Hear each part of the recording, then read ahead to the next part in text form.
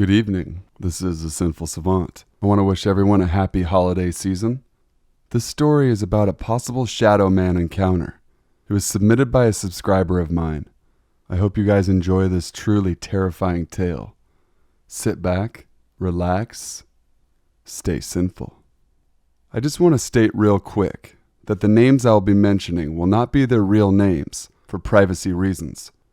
Me and my two friends Antonio and Corey were out adventuring a trail behind my house. Let me try to describe the layout of where this trail is. There's a large area of woods, but it is gated off. The gates are fairly close to the trail, and there are a few openings in which we could get into the woods.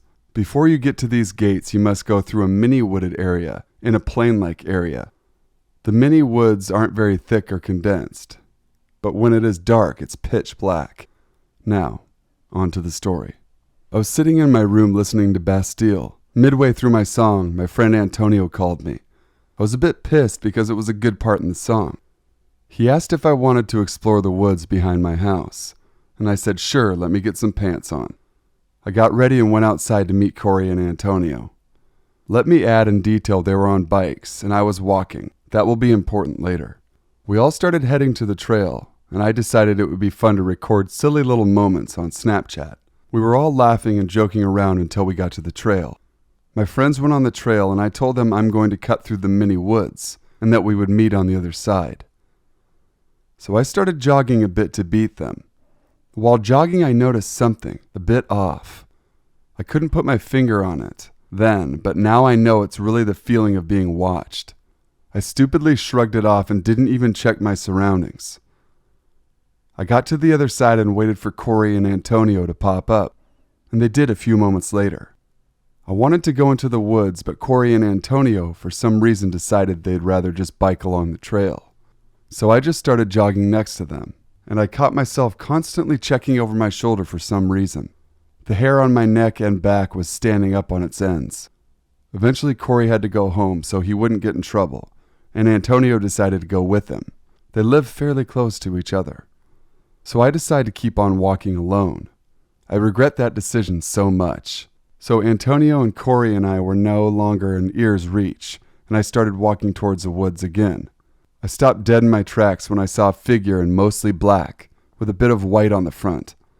There wasn't really anything strange by this in itself, because it was a jogging trail, and many people got tired and stopped for a breath. But what got to me was, why were they crouching? And I could feel them staring into my soul. My eyes caught sight of something else.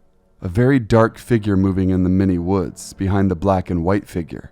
It was so dark it couldn't have been a shadow of someone. The thing was, it was 9 p.m. now, and pitch black in these woods. The shadow man was fairly short, maybe 5'2" or 5'3". That'll be important later, I promise.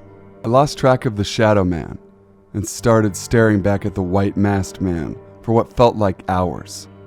I would have kept staring at him if it weren't for the rustling in the bushes to my left, and then the shadow man popped into my mind. Where did he go? Was that noise him? I spun to my left only to see a dark figure start to sprint towards me. I had a knife in my pocket, but something inside of me said to run, so that's what I did. I swear that was the fastest I've ever run in my life, and the fastest I will ever run again. I only turned back once and I saw there was only about 15 feet between us. I didn't stop running even though the footsteps behind me stopped. I ran all the way to the corner where there was a light pole, and I told Antonio to just meet there, not in the woods. Eventually Antonio came around and said we should go into the woods and actually go past the gates this time. I stupidly said okay and didn't mention anything about the two men. We were walking in a plain area when something caught my eye. A man in mostly black, but he had spots of white on his front when I saw him turn to the left. I immediately pulled Antonio down to the ground with me, between these two trees. Now my neighbor's house has a creek running behind it. This man in white and black was on the bank of the creek, just staring at the back of his house. I noticed something move towards the left side of the house. The shadow man. He seemed to be checking all the windows and doors in the house. I guess the man in the white and black was the lookout, but I'm not sure. I tried to scream to get their attention. Nothing would come out. Eventually I managed to let out a scruffy, "Hey!" and then the man in white and black waved. At first I thought it was to me and Antonio, but then I realized the shadow man ran off when he waved, and moments later so did the man in white and black. Antonio and I wasted no time running to the police. They took our statements and wasted no time sending 4 cruisers to my neighbor's house. So a day or two goes by, and I'm sitting in my room and decide to get off my bed and go across my room to play video games. For some reason, I had an urge to look out my window into one of my neighbor's yards. What I saw paralyzed me with fear, and I swear all the blood drained from my face. My hair stood up on end, every single hair, and I had goosebumps all over. My eyes even started to tear up. No, I don't mean I started crying or weeping. They just teared up, like they were just watering out of fear. I managed to take a photo in the few seconds I managed to break free of this trance before I ran and shut off my light. Scared out of my mind, I managed to fall asleep somehow.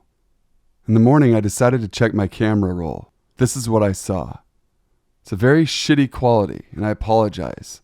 But remember when I mentioned the height of the shadow man, this is why. Look to the left of the tree.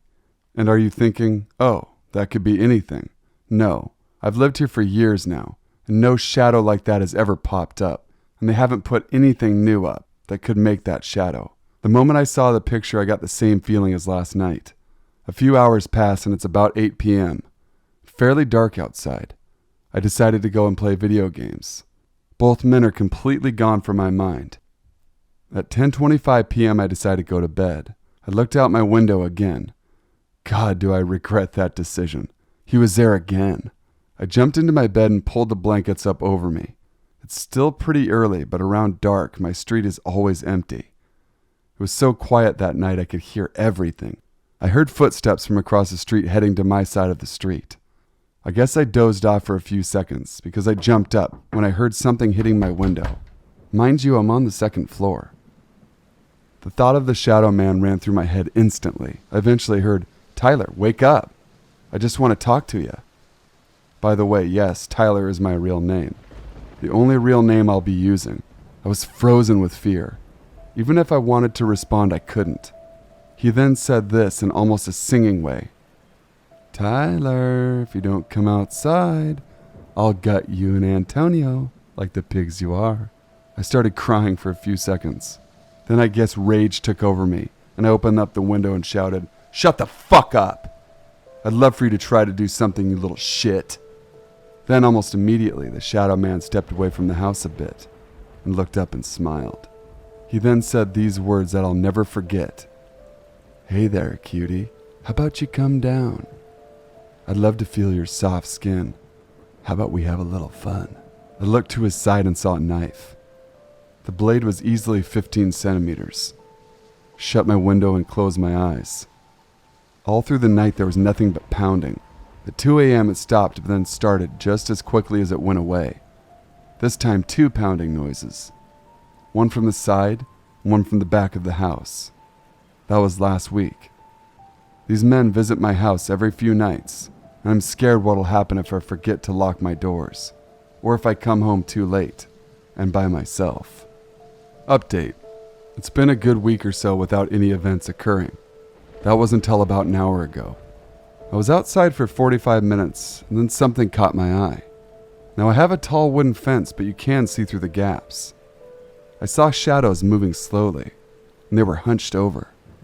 The only reason I could see them was because of the street lamp from my alley. I turned off my music and took out one earbud to listen better. I instinctively opened up my camera on my phone and recorded this video. Now I have a tall wooden fence, but you can see through the gaps. I saw shadows moving slowly, and they were hunched over. The only reason I could see them was because of a street lamp from my alley. I turned off my music and took that one earbud to listen better. Update. I forgot to update this, so it's been a while since anything happened. But the last thing that occurred to me was when Antonio and I were walking back to my house from the gas station. We got about halfway into the walk before he noticed a small black car following us, about a block back. I looked at the car for a little while and shrugged it off as someone was lost and looking at their GPS. So we started walking again, and out of nowhere I hear tires screeching and I see headlights approaching us fast. The car stopped a few yards ahead of us, and a man with a mask got out and ran at us. By this time, me and Antonio wasted no time turning around and heading in for a nearby park. The park was pitch black, so he wouldn't be able to see what direction we went. We got to the entrance of the path that surrounds the park when I hear a scream. I turned around to see Antonio was being held by his neck by the man in the mask. I wasn't thinking about any weapons he may or may not have had. All I knew was that I needed to help my best friend. I aimlessly ran at the man and kicked his kneecap in. I heard a crunch as I saw the man fall and release his grip. We ran so fast out of that park and went back to his basement to try to understand what just happened. His neck was red where the man grabbed him, and Antonio said the man was slightly choking him. We never saw the men again after that night. And needless to say, we haven't gone out late to any gas stations since.